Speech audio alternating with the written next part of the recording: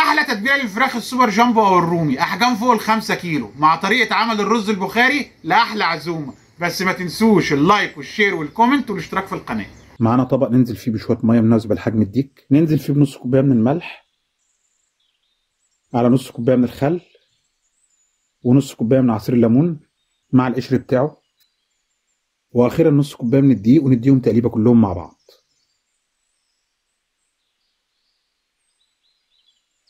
بعد ما قلبنا الميه تمام ننزل بالديك ونديله دعكه تمام جوه وبره.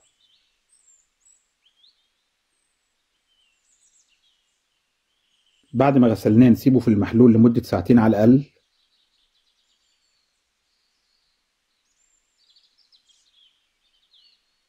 نبدأ نجهز التتبيلة بتاعتنا. معانا 3 حبات من الطماطم، على بصلتين كبار، مع 2 قرن فلفل حار، عليهم ب5 فصوص توم كبار، وعلى الخلاط على طول. بعد ما ضربناهم في الخلاط ننزل في بولة كبيرة، عليهم بمعلقتين كبار من الصلصة، مع 3 علب من الزبادي، وكوباية عصير برتقان فريش. عليهم ب3 معالق كبار من بشر قشر البرتقان، مع ربع كوباية من الزيت،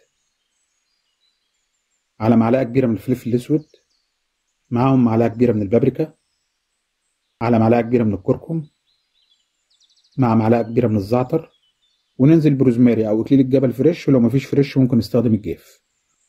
عليهم معلقه من الجنزبيل، 5 ورقات لوري او ورق غار، معاهم نص معلقه صغيره من الحبهان المطحون، ونص معلقه صغيره من القرفه. واعذريني يا خالتي انا عارف ان انت ما بتحبيش القرفه. واخيرا نص معلقه ملح، ونديهم تقليبه مع بعض.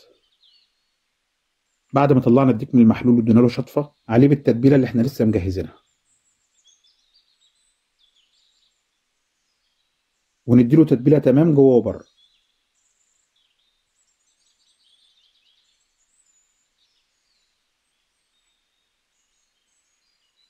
وبيع على التلاجة لمدة 24 ساعة، وأقل شيء 6 ساعات.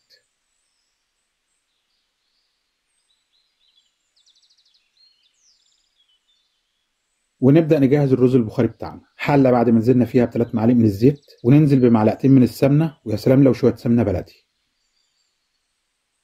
عليهم بصلتين مقطعين شرايح،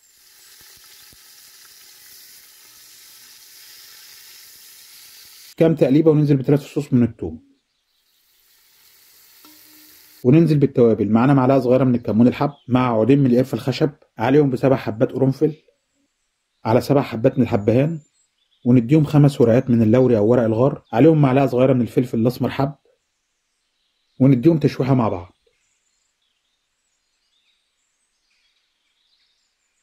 بعد ما اديناهم تشويحة ننزل بقرنين فلفل حار، على جزرتين مبشورين،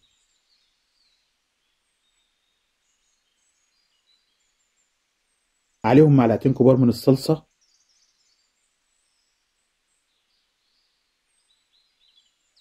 تشويحة على السريع، وننزل بكوباية كبيرة من عصير الطماطم. بعد ما سيبنا الطماطم بتاعتنا 3 دقايق ننزل بالمية، عليها بمكعب مرق الدجاج، ونديهم تقليبة تمام، ونسيبهم ياخدوا غلوة. بعد ما المية غليت ننزل بكيلو من الرز بعد ما غسلناه وشطفناه أكتر من مرة،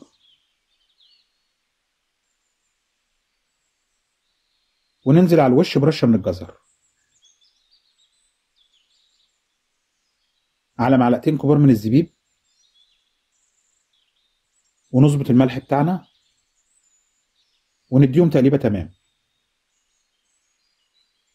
ونبدأ نظبط المية بتاعتنا فوق مقدار الرز بعقلة صباع، ونغطي ونهدي النار عليها. بعد ما الرز اتشرب معانا ننزل بمعلقة صغيرة من بودرة الزعفران، ونغطي لمدة دقيقتين. بعد ما تشرب معانا تمام نديله تقليبة. نبدأ نجهز البوكيه جرنيه. نبدأ بالجزر مع بصلتين، على 5 فصوص من الثوم، وننزل بالوحش بعد ما سيبناه 24 ساعة أو أقل حاجة 6 ساعات، ونكتف جناحته بالشكل ده.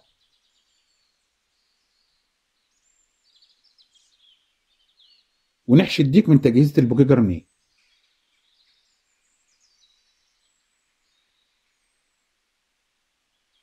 وما ننساش نلف الرجول بالسيلفر عشان دي أول حاجة بتتلسع.